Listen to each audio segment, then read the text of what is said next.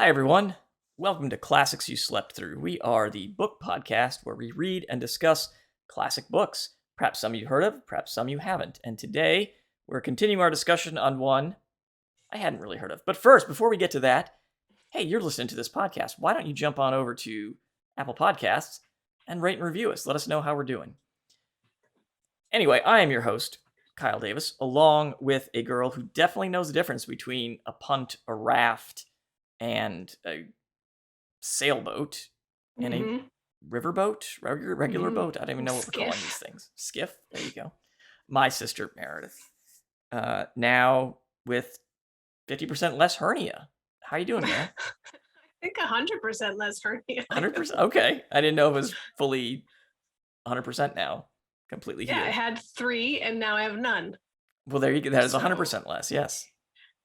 Just on Wednesday, and so I'm still in a little bit of pain. So it's a good test. See if I can go back to work, do what I do, sit in this chair, talk to you, see how it goes.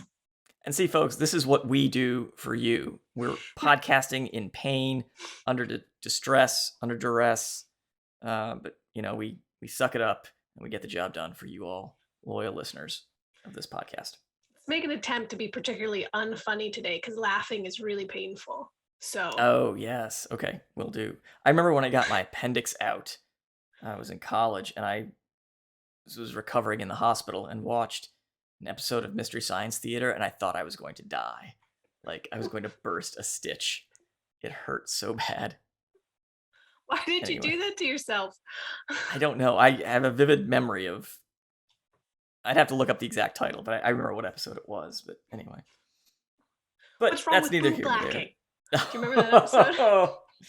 Yes. I Princess like Space. blue blacking. I like it very much. Princess Space. Oh, this is not going Classic. according to plan.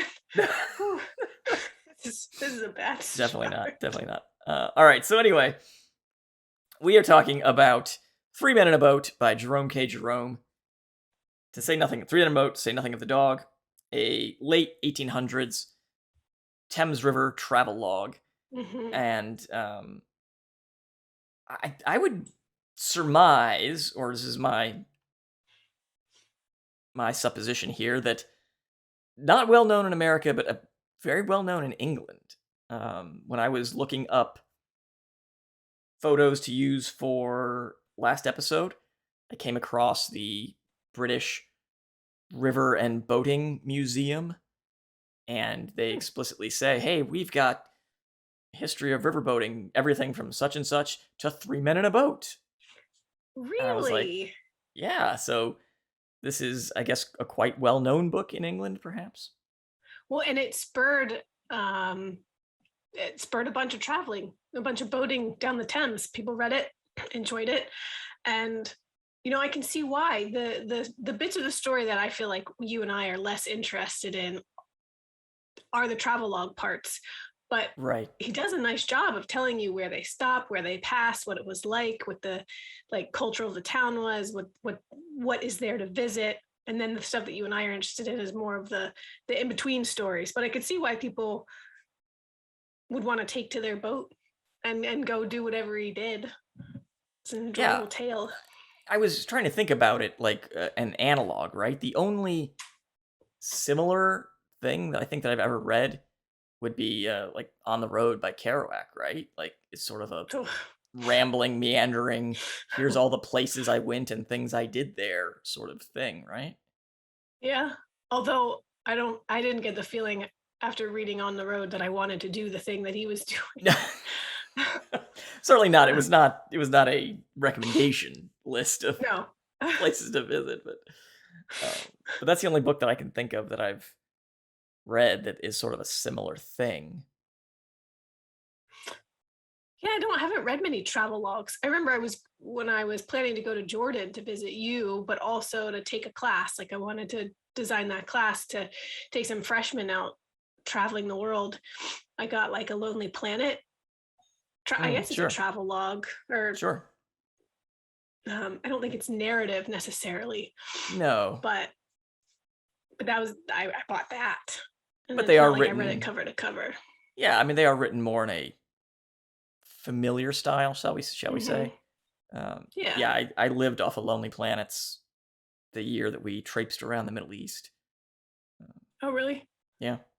And I mean, they Who are you very much and like Susan? if you're in such and such town, stop by this place and see so and so, and you're like, well, I hope 5 years after this book is written, that guy still is running that restaurant or whatever. So That's what they do here in this. They tell it you where to it really stop is and what place to eat and what market to look in at. precisely. So So with chapter that in 13 mind, starts that way. Yeah. chapter 13 starts exactly like that.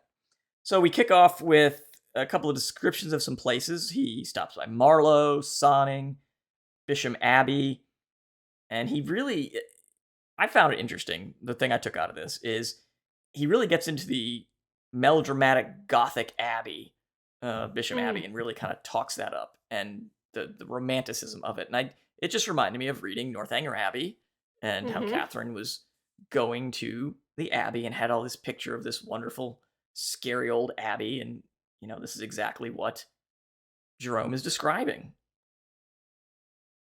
Well, one of the abbeys that he describes is the Medmenham, Yeah, Medmenham, the Medmenham Abbey, the ruins, right? and the monks there and the fraternity that was there. The Hellfire Club was named for several exclusive clubs of high society rakes established in Britain and Ireland in the 18th century.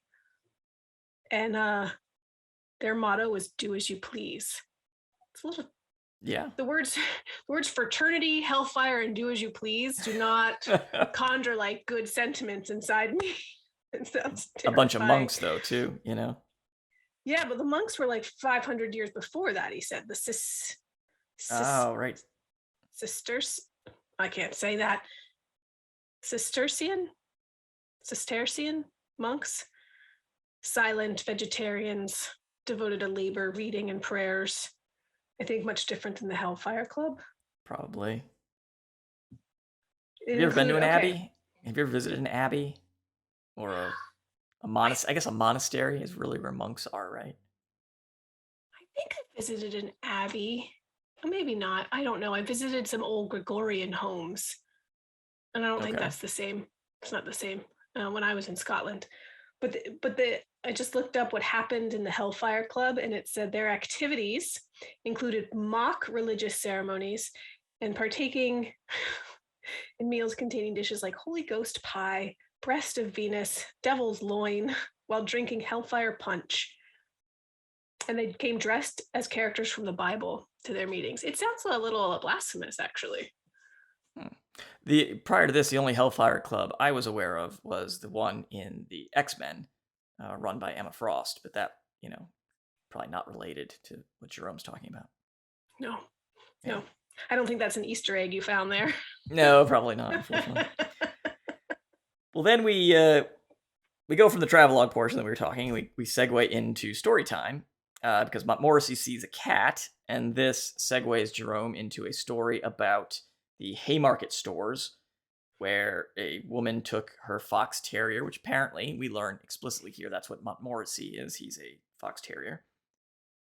And she ties her dog up and goes into shop, and this little fox terrier riles up all the bigger dogs, and there's a gigantic row, and they have to get everybody out. And at the end, she picks her dog up and huffs off like, I can't believe that you would allow these big ruffians to, molest my sweet little dog. And Well, and the description is there's Newfoundlands out there, there's St. Bernards, there's bulldogs, there's some Yorkshire Terriers as well. And this little fox terrier sets himself up, looks around, and then just chomps on like a poodle's leg or some, which also the poodle was apparently very well dressed or managed around the head, but mangy in the middle. I was like, what this little slight to the poodle out of nowhere.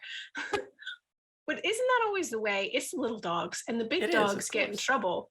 Little dogs rile everybody up, they bite their ankles, and then because they're little and the big dog gives you one chomp and you die or whatever, it's not fair. Little dogs will bite you, man. They are nastier creatures. I will agree with that. I mean, not pugs. Oh, Not pugs. goodness, no, of course not. Yeah, they wouldn't do anything nasty. Well, I wouldn't say that. They're pretty stinky and farty and Yeah. smelly, and they have smelly faces. But whatever. They don't randomly bite you. Right. None that I've known. A puggle, on the other hand, something about the combination of a beagle and a pug. Dude, don't take a puggle to the Beagles shelter. are quite energetic. They're I never energetic saw a little puggle dogs. happy about a shelter. Oh, that was a dangerous combo. They did not do well. I don't know what it was. Anyway, we're gonna Anyway. get a dog soon, I hope. Hopefully we won't, but I don't let my children know that. All right.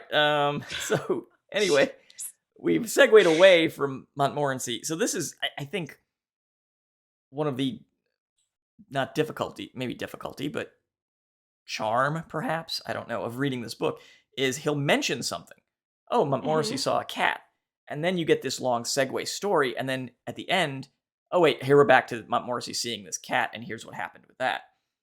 So he attacks the cat, but the cat is having none of it, puts up a fight, and stands up to him. And here we see Montmorency apparently is a coward and backs off from this aggressive cat. But yeah, apparently this big giant black tomcat just looks at him. And Montmorency is like, Like, no, I'm good. Don't change want my any part mind. of that. There's Exactly. a little dialogue between the dog and the cat. The cat's like, can I help you? Do you need Yeah. something? He's like, oh, no. I'm Good. good. Thanks. Well, then they proceed to resupply the boat, and I guess we get a little bit of insight into British societal how things worked back then. This is just sort of nuts and bolts interesting. They take everything as they go, and I just, as Mm. someone who has always shopped in a grocery store where you just buy things, bag it up, and walk out with it, you know, they didn't want to wait for delivery. They didn't want to have, it come later. So they begin to make this large procession of them carrying things, the shop boys carrying things from store to store as they go to buy the various things they need, and then eventually making their way back down to the boat. Well, they didn't trust that the grocer's boy would actually be there. It's like, we'll pack it up for you. It'll be there before you are. And they're like, no, we don't trust you. We want it to be there with us. And the procession is huge, Right. right? He details It's it, how large it ends up getting. stray dogs at various points along the procession, various people, old men they've picked up, and friends of the old men they've picked up. Well, as we saw when they left, right, we've already learned that grocers' boys are not to be trusted. They are like the worst of No. the worst. Yes. And Agreed. just watching people pack up things, and that's entertainment and sport. Like the whole town is watching them leave, so it makes sense that you have this large procession. Hey, you got nothing better to do. You're like, oh, let's go watch this thing that's happening. See what's I going love on. how often that comes up. The crowds of people that happen to be around and watching every time they fall into the river or fall out the boat, or, Right. I guess nobody's looking down at their phones. Nobody's watching TV at home. Everyone's out and about. Everybody's out and People about. watching is the thing to do. It's so there's something to be said for modern technology, right? At least it keeps our nose out of other people's business. At least in live time, anyway. Exactly. Yeah. All right, then we get into, he talks about steam launches. Very much we get the old man get off my lawn. He does not care for steam launches whatsoever. I don't even know what a steam launch is, even after reading that part. Well, a But that's fine. steamboat. It's a motorboat, a powered boat, as opposed to one you're rowing or pulling or. That makes more sense. Yeah. All right. Yeah. There we go. Mystery Problem solved. solved. Yeah.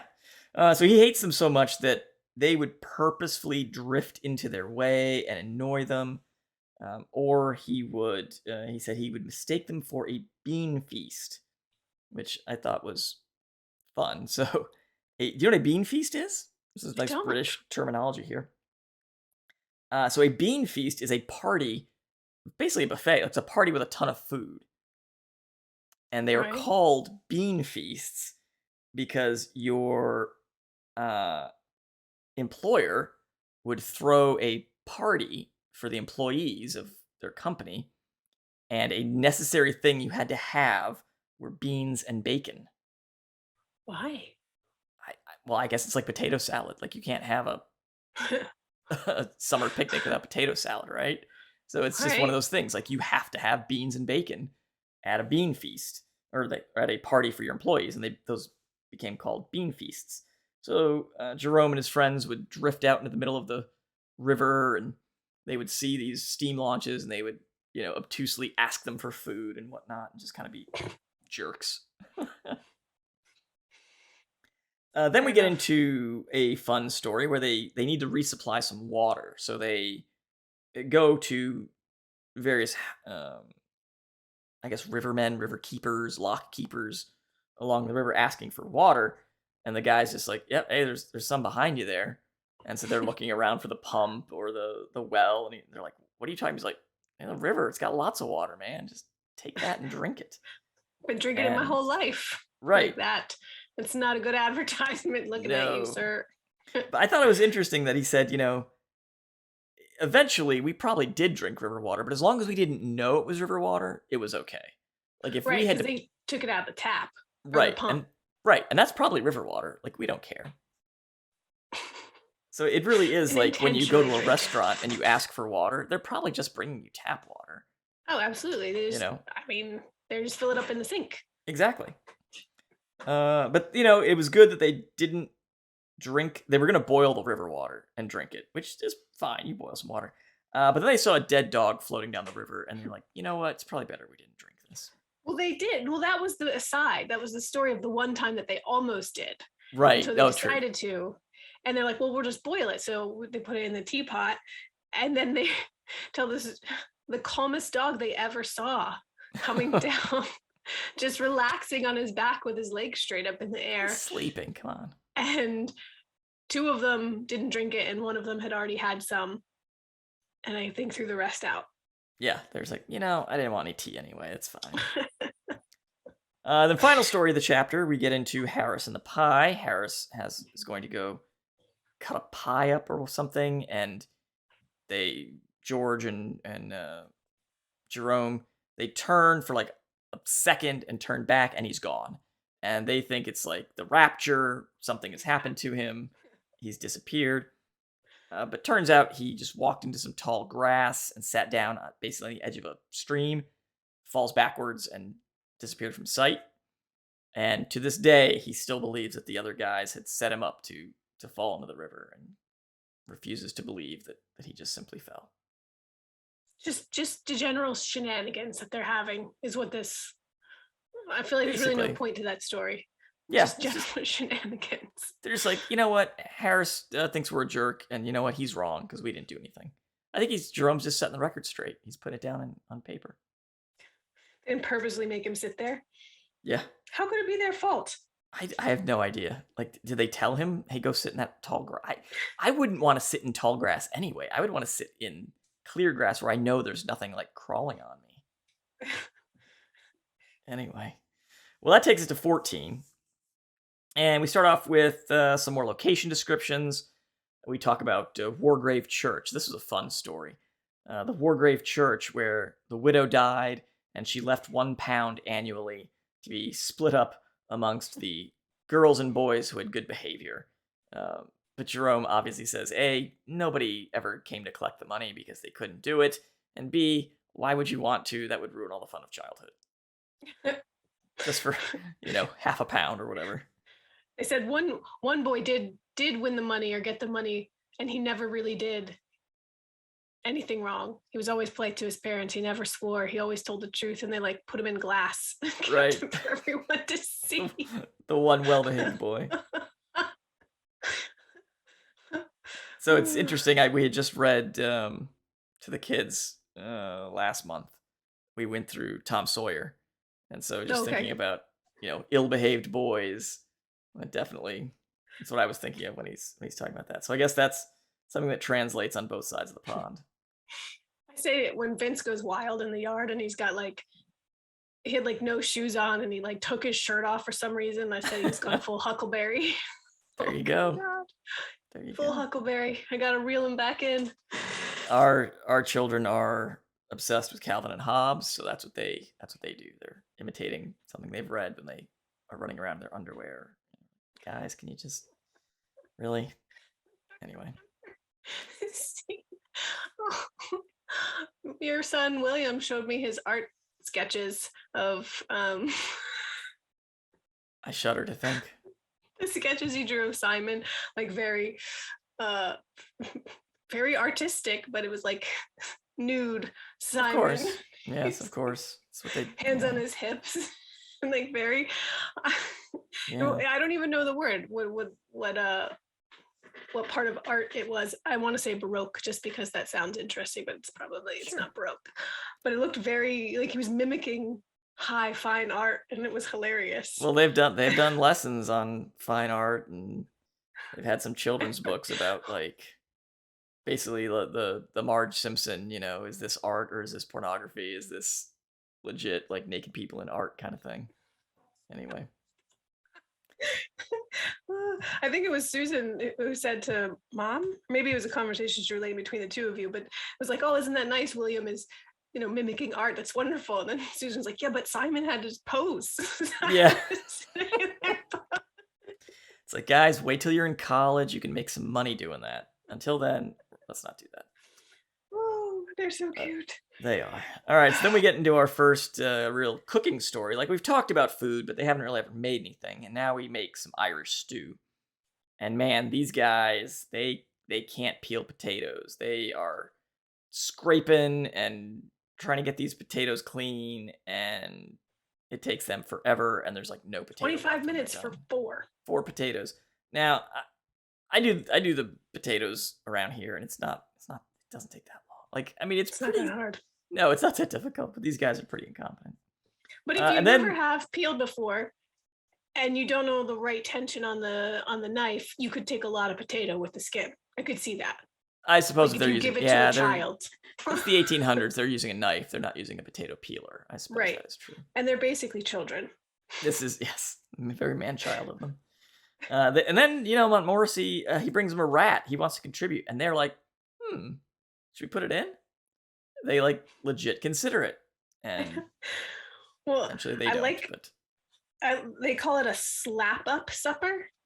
I guess it's like, let's just slap something together. Slap up supper. So what do they put? They put in old pork pie, old boiled bacon, a tin of potted salmon. That made me go, yeah. Bacon and salmon. Cabbage, potatoes, eggs. Cracked old eggs. Already cracked and open eggs. And then Montmorency brings the water rat, and Jerome's like, he either meant it in earnest or in sarcasm. I cannot tell. But either way, we considered it. They really considered it, and they liked the stew. Yeah. They liked it. It reminds me of being in the military, and, guys would make things out of MRE parts, right? Like, you don't always just eat the food the way it is. You have to like, well, I'm going to add this to this and they're like, and people legitimately like, oh, it's really good that way. And you do it and you're like, is it though? Is it really good that way? Or are you just like telling yourself it's really good that way? I don't know. I didn't really care for too much of that, but. Did they add the water rat? They didn't. They did not. They considered it. And didn't they have the discussion like, how are we going to know if it's good unless we do it? Somebody has to do it first. Right. Like, you got to try new foods. It might taste good. It's like a basic Daniel Tiger lesson. Yeah. Try new things. Then we talk a little bit. Montmorency hates tea kettles, kind of fight with the tea kettle. And then, finally, Chekhov's gun goes off and the banjo reappears. I'm very happy about that. Skip the fight with the tea kettle? Well, it just barks at tea kettle. I love the fight with the tea kettle. Not that interesting. I think it is. He distrusts the tea kettle. It's always spitting and hissing, and he doesn't know what it is. And so he's always growling at it and threatening to fight it. And then one day he gets up the nerve to actually grab it by the spout. And then he has to go running around burying his nose in cold mud. But it made me think of like anytime we made something in a frying pan that sizzled, the dog would get so scared he went underneath the table. So if Clank was afraid, you could probably, and Ben was cooking, it was probably because there were sizzles happening. Or people think it's a smart idea to take dogs where there are fireworks I've seen more than my fair share of dogs pick Oh up yeah. a fountain on the ground that's spraying out fireworks. Oh my goodness.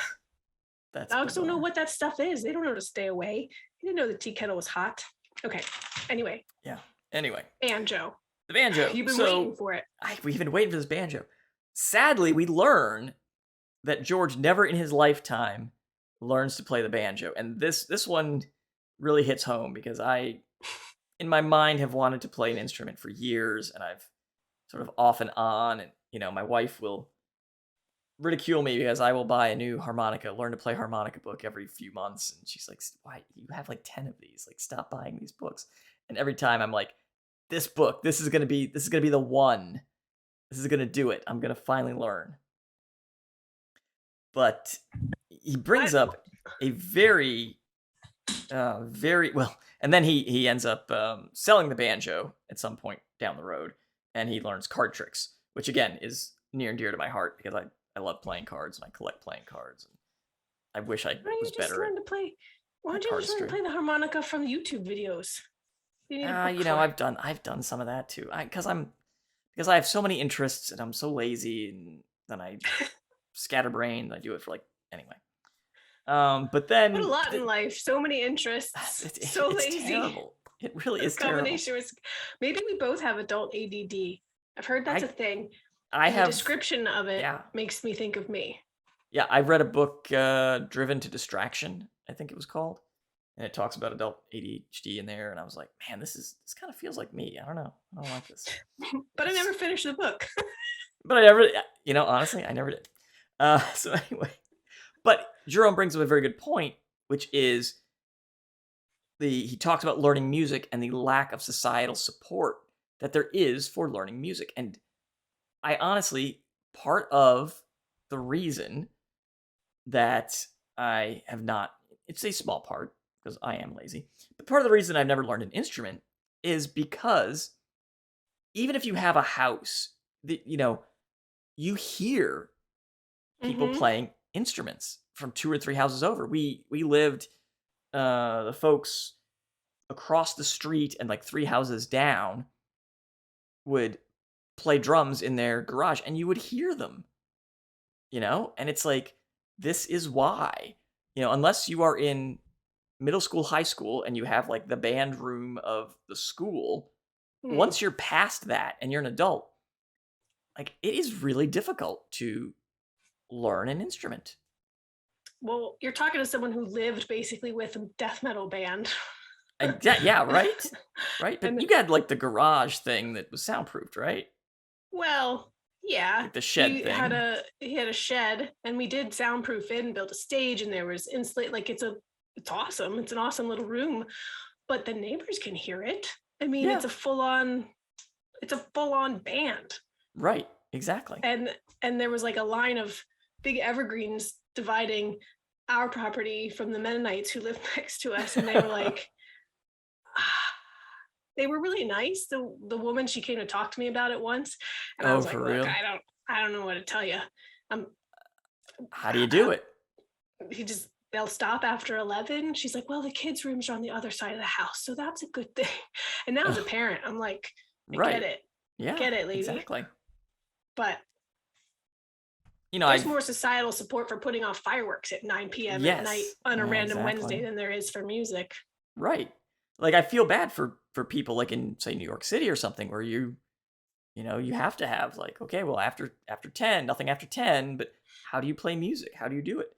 And so he talks about this through a story about bagpipes and a guy he knew, and that the family, he was trying to learn bagpipes. The family eventually kicked him out and did kind of what you did, built him a little place down the road that he could go and practice bagpipes.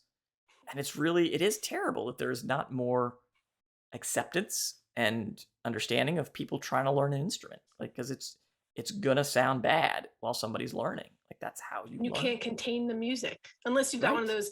Um, my friend Adam had an electric drum kit that he got when he moved into an apartment in the DC area, so that you could put on his headphones Mm, and you could just hear like that sound of hitting like the drum pad, sure. you know? So, I mean, people do that. Like, you have to invest then in an electric piano or electric whatever with your headphones on. Right, right. Yeah, But then you Susan's can't got an play with other electric people. piano. Right, she's got an electric piano and she can plug her headphones in and can play. All you hear is like the keys pressing down, so it's not loud. Yeah. But not every instrument has that ability. Bagpipes, you can't do that with a bagpipe. Certainly not. I don't think. Well, apparently this guy was no good because he could not. Whenever he played, he only knew two songs apparently, and they could never tell if he was playing "The Campbells Are Coming, Hooray, Hooray" or "The Bluebells of Scotland." Which, so we looked him up. Sound pretty different. We listened to them. They're pretty different. So "The Campbells Are Coming" is a very sort of da-rump, jaunty kind of tune, and "Bluebells of Scotland" is very slow and somber. So if this guy was so bad you couldn't tell the difference between the two of them, that's pretty bad. When they said it, he assumes that you only play the bagpipe with one full breath, and that's it. You never take another breath, and so the instrument must be very hard because he figured that's what all this guy did was try to take one breath because it would peter out at the end of the song. And it would, what did it say? It would give the most intelligent of people fits to listen to it, and people of average mind, it would make them mad to hear him play. Wow, So he was pretty bad. it's bad. Like, I mean, the bagpipes, I've never played the bagpipes, but they have that sort of droning that is continuous throughout them Yeah, as you playing, right? squeeze the Squeeze it, yeah, right, as you squeeze the gut or whatever right. But then it with a like it bag. continually goes, right? I don't know. If we have any bagpipe players out there in the audience, let us know. How does it actually work? Well, then George and Jerome they decide to walk to town, and Harris is tired, so he's like, "Look, I'm gonna go sleep on the island. Just yell at me." Well, he says he's not going to sleep. He says, "Just yell at me. I'll row back over." Well, of course, he falls asleep, and in the dark, they cannot find the boat. And eventually, they keep walking around and shouting until they wake Montmorency up, and he barks. It's a good thing they brought the dog, and he wakes Harris up, and they row back over. And Harris is completely exhausted, and he tells this story about he's been fighting swans, and his Love story this keeps story. changing. Right, like there was 30 swans, there was 20 swans. He's like, whatever, 18 the swans, whole thing. 32. But they also Well, notice in the morning he wakes up and suddenly there's no swan story. They're like, hey, what about those swans you fought last night? He's like, what are you talking about? There's no swans. There's also no whiskey left in the boat, so I think that might have something to do with it. and all night he's looking for his clothes, his trousers, his socks, an umbrella, and he's just tromping around the boat. Yeah. So he didn't fall asleep. He drank himself into a blackout. Yes. That's what he did. He was supposed to have a single whiskey and get the boat ready for the night, and he drinks himself blacked out. I wonder what he thought the swans were. I don't know. But it jogged to mind. I heard about this survey that was done a month or two ago about people's propensities, like what animals could you fight, basically. And so they did this survey. They did it, I think, in England and America, and they broke it down by Uh-huh. men and women and whatnot. And they gave a list of animals. Like, do you think you could fight a rat and win? Could you beat a dog, a cat, a swan, a tiger, and so on and so forth? And two things. And so I mentioned the swan because the sticking point animal basically was like the goose, right? Like, could Mm. you? The one that engendered sort of the most debate was, could you fight a goose and win, right? Mm-mm. So two kind of interesting things. I'll have to find the survey and link it. But two things that kind of came out of this survey was Americans and American men especially sort of overestimate their ability to fight an animal and win. No. Yeah, No. surprise, surprise, right? Whereas the British are a little more maybe realistic about what animals they could fight and win against. But yeah, I very much remember the goose being the one that, like, no, people were like, you could not fight it. A goose would kill you. Like, no, I could kill a goose. I could wring its neck or whatever. Do you think you So could this kill a one- this- goose? Could you fight a goose? This really highbrow study was like what, a combination of Harvard and Cambridge coming together with their strongest Probably minds. was, honestly. I'll have to look and see who did the survey. That's like some like, as soon as COVID's over, we're gonna do this research study. I swear to God. We'll put you in a room with a Amazing. goose, and whoever comes out alive, exactly. Oh my God. Did you fight a goose? No. Did you win against a goose? No? No, they're Mm, mean. they are very They're mean. mean, and their bills are, ugh, and they They just would keep coming. hurt. They can fly. I I wouldn't try think to fight a though, goose. I could probably kill a goose with my bare hands. I think I could win. Because I'm so much bigger and heavier, and a goose is mostly feathers, right? If I you could mean, get a hold of its neck and do that like right. spinny thing, Yes. maybe, Maybe. I would have to like maybe. smother it and get it down first and contain it, and then I think I But it could could win. come at you with its wings and like Oh, disorient you. And that's possible. They can fly, I, can't they? Can't geese can? Yeah, geese fly. Like if it came at me yeah, from above, yeah. maybe it would have an advantage. I think I could fight a rat. Yeah, yes, yeah, a rat. I think I could fight. Mm, Step on I it. wouldn't fight a dog. Wouldn't Dogs are fight a tough. cat. Dogs kill more people than sharks. You know that, right? Like way Well, more. we also come into contact with way more dogs than sharks. this is this is true, but sharks I think annually kill like single digits of people in America, and dogs kill like literally hundreds of people. So Well, yeah, I know. I serves know. them right. No, I don't know. Yeah. I don't know. All right. Anyway, that takes us to chapter 15. We get a Do you great think I could? opening. Do you think I could fight a Yep. squirrel? Because I've got squirrels living in my attic, and I might need to fight them. I don't know if you could catch them. Um, but speaking of, we went back and watched the 2007 live action Alvin and the Chipmunks last week. Holds up. Good movie. Highly Does it? recommend. It does. It is quite a good movie. I definitely recommend. We're gonna knock out. I think we might be doing the sequel or the squeakquel, if you will, this week. The squeakle. Yes. All right. So we're gonna go next. Chapter 15. We get a great opening talking about work and the nature of work. How much Jerome loves work. He loves work so much that sometimes he keeps it around for years and years. Doesn't lay a finger on it. It's the most well-preserved work anyone has ever seen. I And like work. I can sit and look at it for yeah, hours. I really felt this one. Yeah. I had to read this one to my wife. Like, she's like, yeah, yep, that's you. That's you. I have work from years and years ago. Yeah. Still have it. Still have it. Still there. And then he talks about how he's so aggrieved. The three of them, we get discussions on who's doing the most work. Jerome thinks he's doing the most, and Harris thinks he's doing the most, and George thinks he's doing the most. And it's agreed that George never works, Harris is never awake, and no one has done less than Jay. Right. No one could do less. It's impossible. No one to could do do less. less. No one could do less. So yeah, I mean, and it's great I that let- they each try to enlist each other. So Harris says, "Well, George, you don't do any work," and George, he looks at Jerome, and Jerome's like, "Oh, you're right, Harris. George doesn't do any work." And then George says, "Well, Harris is sleeping all the time, right, Jerome?" And Jerome's like, "You're right, Harris is sleeping all the time." So that's I love good. it. I love it. And So I then love we- that Jay is so offended because nobody appreciates all the managing that he's done. Yes. With them. All Well, the mental planning. You don't realize supervision. supervision and leadership is actually quite really hard. It's a skill. Yeah, it's a skill you got to develop. So then we get some stories about the old days, how old boaters would, talk about how tough they had it, and so they would lay around in the boat and tell these stories, and how these young kids that are rowing them around would be so impressed by their stories and be so honored that they get to row these old boat hands around. That's amazing. Which just kind of made me think, like, what's the dynamic going on here on the Thames River? Like, just random kids, or like there's just the boaters, and you just get in a boat with random dudes and are like, oh, this guy, he used to row.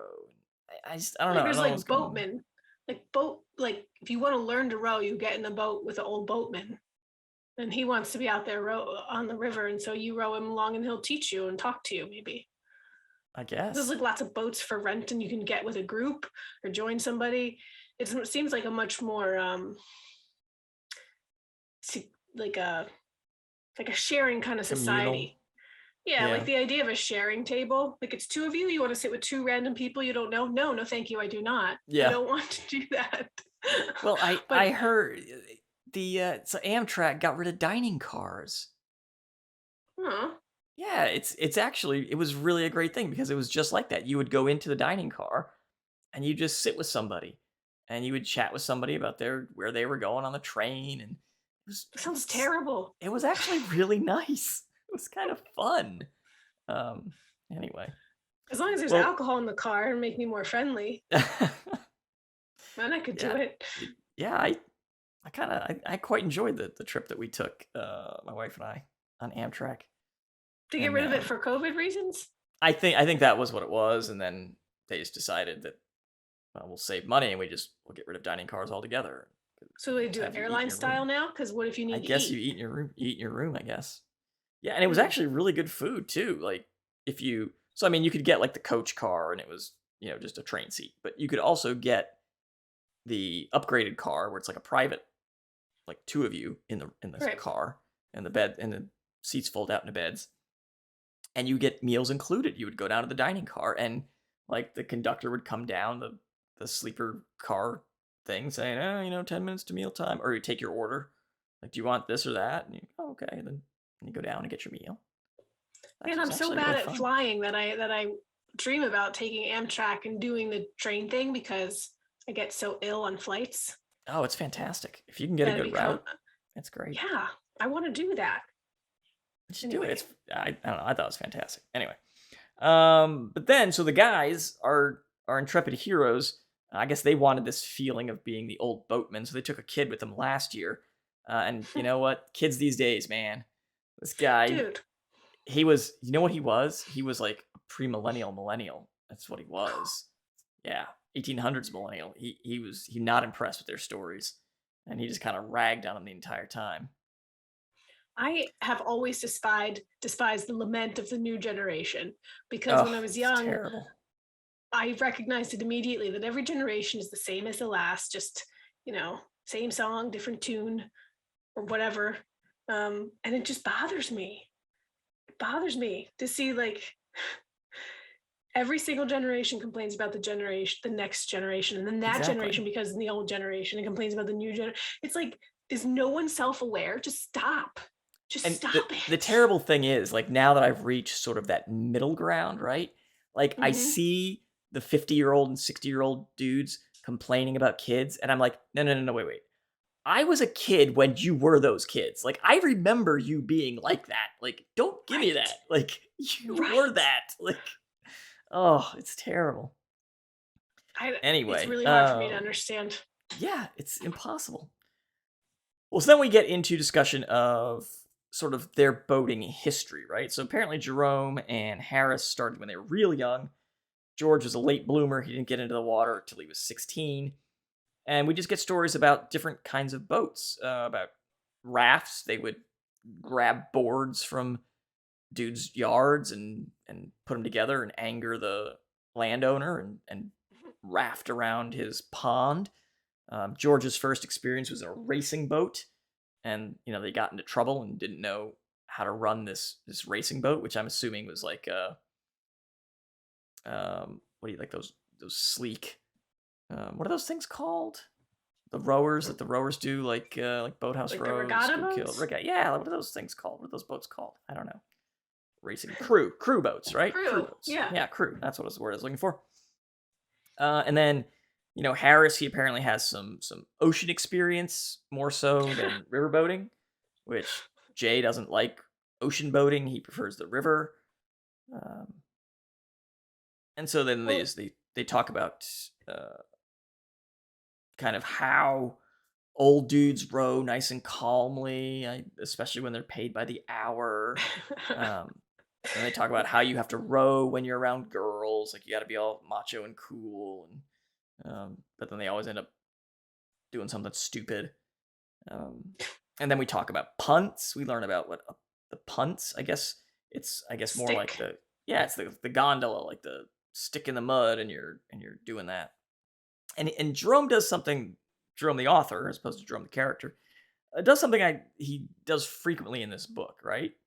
So he's telling the story of the guy who was punting, and then he gets stuck in the mud, and the boat keeps going without him, and he's just Hmm. kind of sitting there on the thing, and Jerome says something to the effect of, oh, I would have liked to help him, but we didn't bring a spare pole with us, and we were just sort of drifting now that he was stuck in the mud. And you realize, oh, the story he's telling about this guy, that's his story. He was in that boat with the dude. Right. So I just thought that was kind of a fun. Like he's done that a few times throughout this book, where he's telling a story and then you realize he's talking about himself, or he wasn't just And this is the near. one where the guy is dressed like him. He notices, Right. So right? then he gets in. Right. Then he gets the story of him looking like there's a guy who's dressed like him, and his friends are on the shore, and they see this guy dressed like Jay, and they think it's Jay, and so they start kind of basically ribbing him and Because the busting guy's his messing balls, up. as you were. Yeah. And And they're and they're like, ridiculing him mercilessly. right. And then Jay walks up, and they're like, "Oh, hey, Jay, sorry, buddy, we didn't mean to make fun of you there." So it just kind of shows, like, guys even back in the 1800s, like when you're among friends, man, everybody dumps on each other, right? You can only insult friends. You can't possibly. I love the sarcasm in that, about like when you Right. dream of insulting a stranger, it's only Of course friends and not. loved ones. And Yes. how somebody mistook him for a friend and shoved him under the water and very nearly drowned him, and then was like, "Oh, terribly sorry. I thought you were my friend." And he's like, "You would That's have right. killed me if I was a relative." Right. God. Exactly. Uh, and then we talk about sailboats a little bit, and learning how to sail a sailboat, and how that doesn't go so well. Well, Jay and his friend Hector thought that you could sail by instinct, that it would just make sense, come to them. Well, of course, you put up the sheet and you turn towards the wind and it's fine. And it's an absolute disaster. And it's like a slapstick comedy. It's like Chevy Chase is out there trying to sail a boat for the first time, getting wrapped up in the sheet. Then they're like, "Get the sheet wet." Then they wet the sheet, and then he gets wrapped up in a wet sheet. And he's like, "I don't know how the boat didn't tip over. The boat must have decided we were trying to sail to suicide and decided to thwart our plans to kill ourselves. And that's the only way Right. we lived." Which, why would you think you could sail by instinct? I have no idea. The thought of just being on the water in general terrifies me, but yeah, sailing especially. Like, I think I could handle a rowboat or a punt, these towboats that they're doing. But yeah, a sailboat like that, you have to know what you're doing and No. tie lines and like all kinds of stuff. What's something that you think, is there anything that you think you knew how to do by instinct and didn't, or you think you could do and just figure it out because it would be simple? It's a great question. I don't know. That is a good question. I I don't think this is true of me, although somewhere in the back of my head I think it's true. I've been reading a lot of like adventure books for work, like sailing, rafting the Colorado, hiking the Appalachian Trail, going up Everest. But the idea that humans don't have a good innate sense of direction and you could get easily turned around and lost like that. But I think part of me thinks probably not me though. Like I probably wouldn't get lost if I went for a hike. But animals don't get lost like that. They know direction by instinct, but we would get lost in fog or the woods or whatever really easily. Do they When you teach just you wait that in till the army? How the not to get sun comes up. lost? Well, the sun would come up and you'd see where you are. You know? What? No. The Yes. sun comes up and you see where you are. I think that's the definition of thinking you know by instinct and you Well, you don't. know where east is, and you know where west is, and so whenever we did land navigation, right, there was always what they called a panic azimuth. So no matter where you were, if you ever like freaked out and didn't know, you would go in a certain direction, and you would have, if you just walked in that direction, you would hit the road at what point, and so then you would not be lost anymore. Like you would know where you are, right? At what point would you hit the road? What Well, road? like, What if there's no road? well, no, there'd be a road near you. So you would have to know that before you went to wherever you were going. Like, oh, if I just go south, eventually I'll hit, route whatever, and there's a road there. Um, so it's like I remember when Blair Witch Project came out, right? And I was sitting there in the theater watching this movie, and I was like, why is this? This is not scary. There's nothing scary about this. These people had a compass, they had a map, and they went into the woods. It's like, how can you get lost? Like, why are they lost? This is not scary. Like, just Because look at the didn't the compass map. like not work? Didn't it spin or I don't something? remember. They eventually lose the map, I think, or something. But they're freaking out. I'm like, you have a map. Don't freak out. Like, you can figure out where you are. Like, anyway, I don't know. I guess that's one of those things that unless you know how to use a map and you're taught how to use a map and compass, like maybe you think it's instinctive, but a map just would be gibberish unless you know what you're doing. Yeah. And you could be my husband and distrust the GPS. Like, oh wow. No, GPS is following us. It's following us. No, I think we'll get home sooner. I'm like, we will not. We won't. No, it's the following GPS knows us. where you are. Yeah. And if you have a GPS, you definitely won't get lost. Goodness. Unless the GPS takes you to a part of Philadelphia that it's like, oh, it's quicker if you go this way, except you might get abducted. So whatever, that would be like rerouting. That happened to me once and it's not fun. Or you could be like a friend of mine, not me, friend of mine. He went to Dubai and they rented a car and got a GPS because they didn't want to get lost.